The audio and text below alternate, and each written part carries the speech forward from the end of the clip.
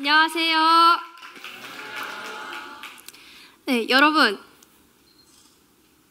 혹시 벌레가 뭔지 아세요?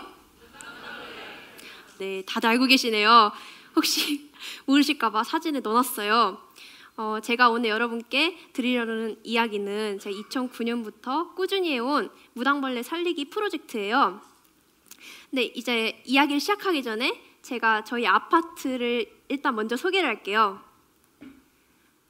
저희 아파트 사진인데요. 누군가는 되게 멋있다, 매력적이다 이렇게 말할 수 있는 아파트 사진인데요.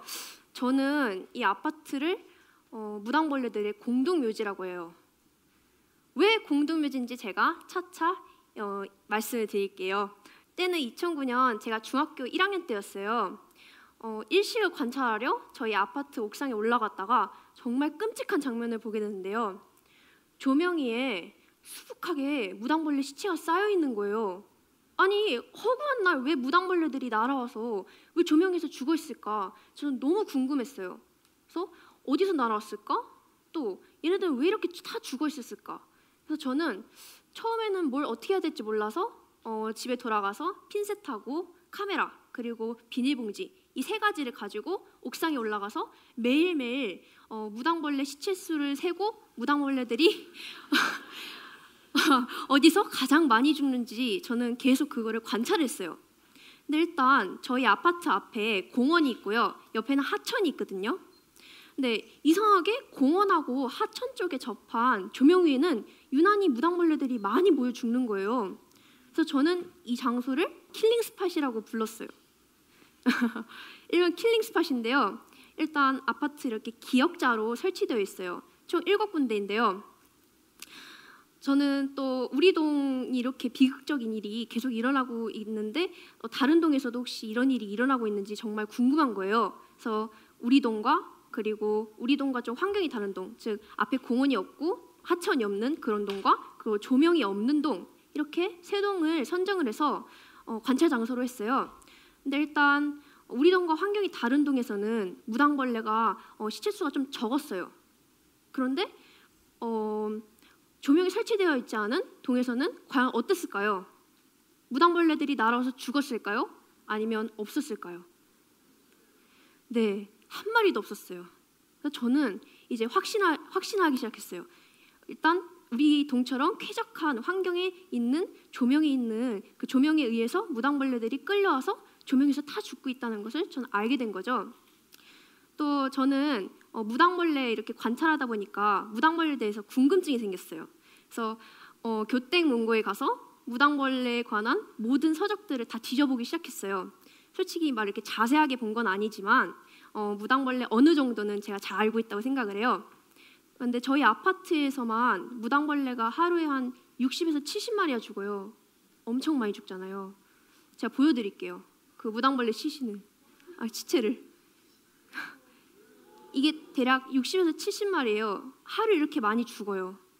그런데 이 무당벌레가 한평생 살면서 잡아먹는 진딧물 수가 4,000마리 이상이라고 해요. 어마어마하게 많이 잡아먹잖아요. 근데 얘네들이 우리 아파트 옥상에서 이렇게 죽어가면 거의 한 마리가 잡아먹는 진딧물의 수가 720만 마리라고 해요. 그러면 우리는 얘네들을 대신해서 해충이 죽이려면 살충제를 뿌려야 되겠죠. 살충제를 뿌리면 토양이 오염이 돼요. 그 오염된 토양에서 자란 식품들을 우리도 먹고 오염이 되겠죠. 그렇게 다들 생각 안 하세요? 저는 그렇게 생각을 해요. 여튼 여기까지 제가 중학교 1학년 때 탐구한 거고요. 중학교 2학년이 되자 너무 마음이 무거웠어요. 왜냐하면 조명을 끌 수가 없으니까 무당벌레들이 계속 죽어갈 거 아니에요. 그래서 저는 어떻게 하면 무당벌레를 살릴 수 있을까 계속 고민했어요. 근데 저희 아파트 바로 앞에 공원이 있다고 했잖아요.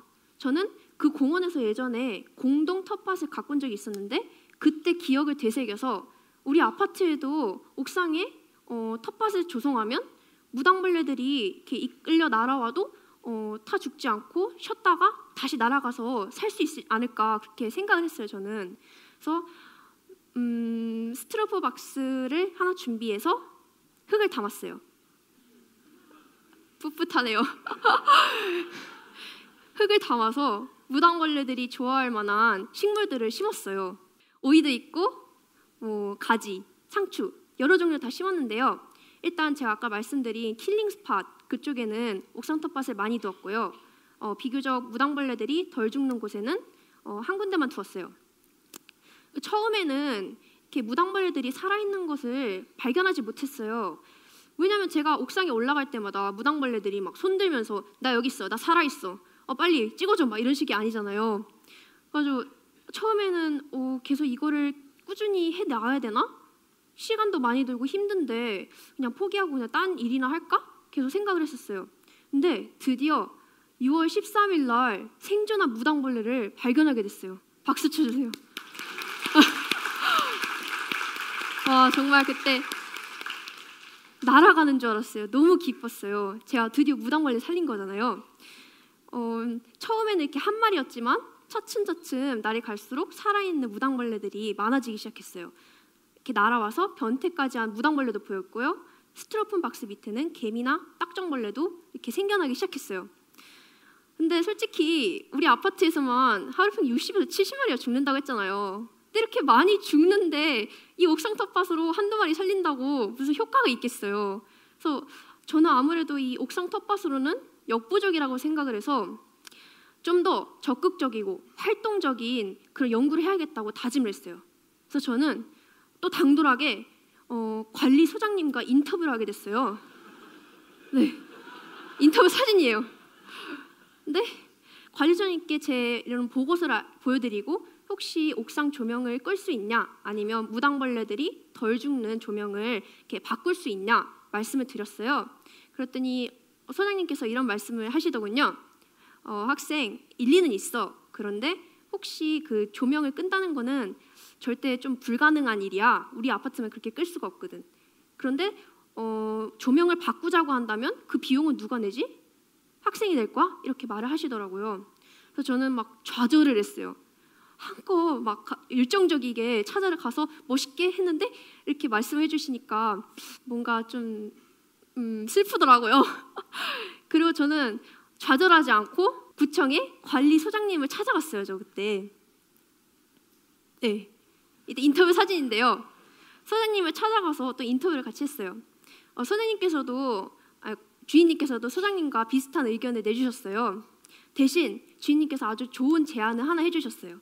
혹시 가까운 대학교나 연구원 이쪽에 가서 연구를 한번 해보는 건 어떠냐고. 그래서 저는 너무 좋은 아이디어라고. 그래서 바로 집에 가서 인터넷으로 저를 도와주실 수 있는 분들을 찾기 시작했어요. 그래서 가까운 경원대 교수님을 만나게 되었고요. 그 경원대 교수님께서 제게 비추러라는 조명 회사의 연구원님을 소개시켜 주셨어요. 그 연구원님께서 현재 저희 아파트 위에 설치되어 있는 조명의 종류와 특성을 알려주셨는데요. 일단 저희 아파트에 설치되어 있는 조명이 메탈 할라이드라는 조명이에요. 이 메탈 할라이드라는 조명 굳이 알 필요는 없어요. 근데 무당벌레들이 좋아하는 자외선을 내뿜는데요. 그래서 무당벌레들이 그 자외선에 이끌려 날아와서 죽는다는 거죠. 왜냐하면 뜨거워요, 엄청나게. 그래서 그 타 죽는 거였어 보니까. 그리고 또 만약에 이 램프를 무제총 램프라고 무당벌레들이 좋아하는 자외선을 차단한 그런 램프가 있대요. 그걸로 교체를 한다면 무당벌레들이 더 이상 죽지 않는다는 거예요. 그래서 너무 좋은 정보잖아요. 저 혼자만 알면 좀 그렇잖아요. 그래서 저도 이번에 또 주민들한테 말씀을 드렸어요. 이런 좋은 정보가 있다. 어떠냐? 했더니 주민들이 거절당했어요. 아예. 또 집값 떨어진다고 하고. 그래서 집에 와서 정말 그때 펑펑 울었어요. 그리고 중학교 3학년 때도 2학년 때와 비슷하게 옥상에 텃밭을 조성을 했는데요. 그때는 그린 트러스트라는 환경 단체를 알게 되었어요. 그래서 그린 트러스트에서 옥상 주머니 텃밭을 분양을 받았어요. 그리고 제가 정말 무식하게도 흙이요 한 요 정도인 줄 알았어요. 작은 흙. 근데 흙이요 거의 쌀 한 가마니 정도 20kg 정도 나가는 거를 제가 50포대를 신청을 한 거예요. 제가 너무 멍청한 것 같아요. 그래서 그거를 분양을 받아야 되는데 너무 많아가지고 차가 가라앉을 것 같은 거예요. 차에다 다 실었는데 그래가지고 이거 할 수 없다 해가지고 30포대만 일단 실었어요. 차에다가. 그리고 집에 와가지고 이 흙을 옥상까지 올려보내야 돼요. 근데 저희 집 옥상이 28층이에요. 근데 또 엘리베이터는 27층밖에 없어요. 근데 또 이거를 들쳐업고 계단은 한 개층 또 올라가서 거기서 옥상 텃밭을 꾸려야 되는 거잖아요. 정말 죽음의 일이었어요. 그때 30호대를 부모님과 저랑 낑낑 들쳐업고 28층까지 올라가가지고 다 내려놨어요. 그리고 이제 옥상 텃밭을 가꾸자 하고 옥상의 문을 딱 여는 순간 비가 폭풍우가 쏟아지는 거예요. 막 미친 듯이 눈앞에 시야가 안 보여요, 정말.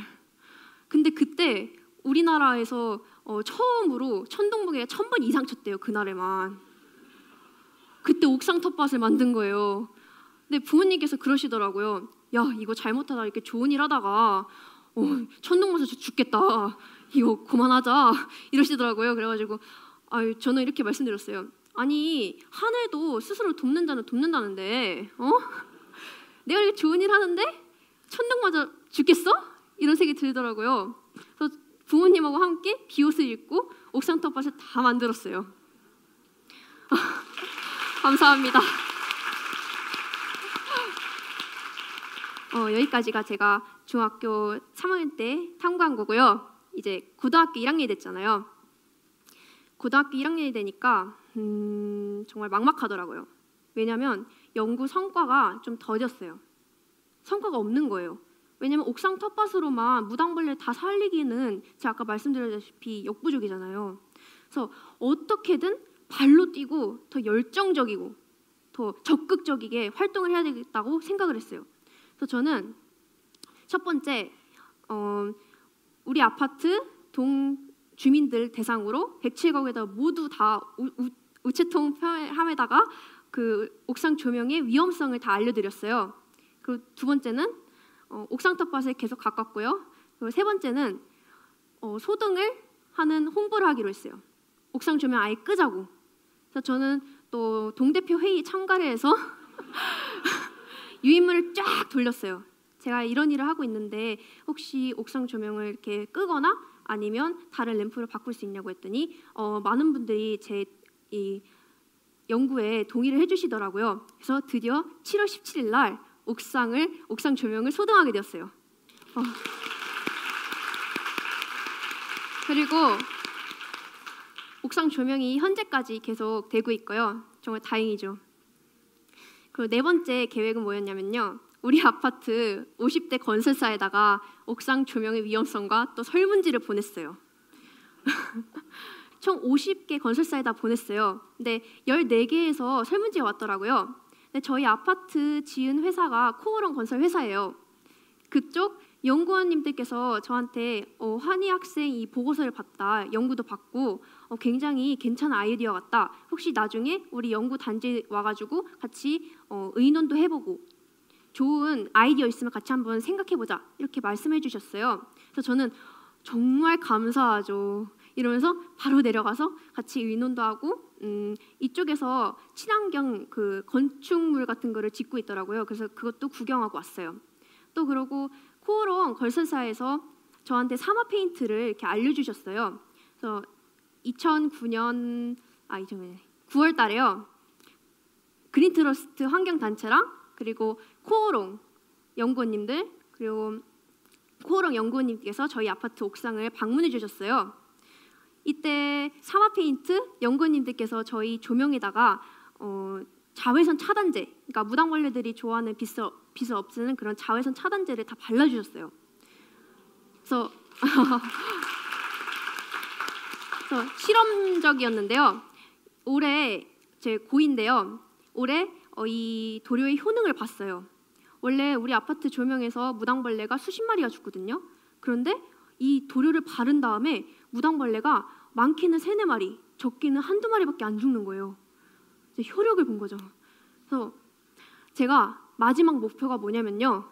우리나라뿐만 아니라 전 세계에서 이 새로 짓는 아파트나 빌딩 위에 조명을 설치할 때는 조명을 아예 설치하지 않거나 아니면 이렇게 친환경적인 제품을 설치하는 것을 제 최종 목표로 마무리하라고 해요. 저는 이 연구를.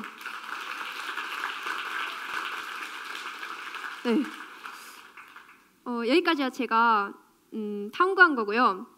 이 연구를 하면서 굉장히 많은 발전이 있었다고 생각해요. 저는 일단 사람들을 많이 만나다 보니까 대인 간의 관계가 원활해지고 또 같이 이야기를 나누다 보니까 또 생각하는 크기나 이런 게 더 깊어졌다고 생각을 해요. 그 연구 방법도 다양해지고요. 그리고 제일 큰 변화가 있었던 게 제 장래희망이 바뀌었어요. 제가 원래 예전에 막연하게 환경 단체에 가입해서 활동하고 싶다. 아니면 솔직히 가소롭기 짝이 없지만 제2의 제인구달이 되고 싶다. 이런 생각도 했었어요. 그쪽에서 이렇게 분야에서 일을 하고 싶다. 그런데 제가 이 일을 계속하면서 장래희망이 바뀌기 시작한 거죠. 일단 사람들을 많이 만나야 되잖아요. 사회운동을 하죠. 그러니까 저는 사회학 아니면 사람들하고 같이 이렇게 대화를 하다 보면 심리학도 필요하다고 생각을 했어요. 그리고 나중에는 이런 것도 홍보를 해야 되니까 언론 홍보학도 제가 생각을 하게 됐어요. 그리고 이 연구를 하면서 무엇보다도 가장 중요했던 게 뭐냐면 무조건 열정적이고 발로 직접 뛰어야 된다는 거. 그래야지 성과가 생길 수 있다는 거. 그리고 용기를 가지고 일을 하는 것. 이게 가장 저는 중요하다고 생각을 했어요. 그리고 제가 이 연구를 하면서 보고서를 계속 작성을 했어요. 매일매일. 네, 그 보고서를 쓰다가 정말 제가 너무 잘 쓴 글이 있는 거야. 제가 생각해도. 그래서 그 구절을 제가 따왔어요. 여러분께 이렇게 들려드릴게요. 죽음을 부르는 매력적인 조명 뒤에서 죽어가는 작은 생명체들을 볼 수 있는 눈과 마음을 가질 때 비로소 우리는 더 건강하고 더 행복하게 살 수 있을 것입니다. 네, 감사합니다. 감사합니다.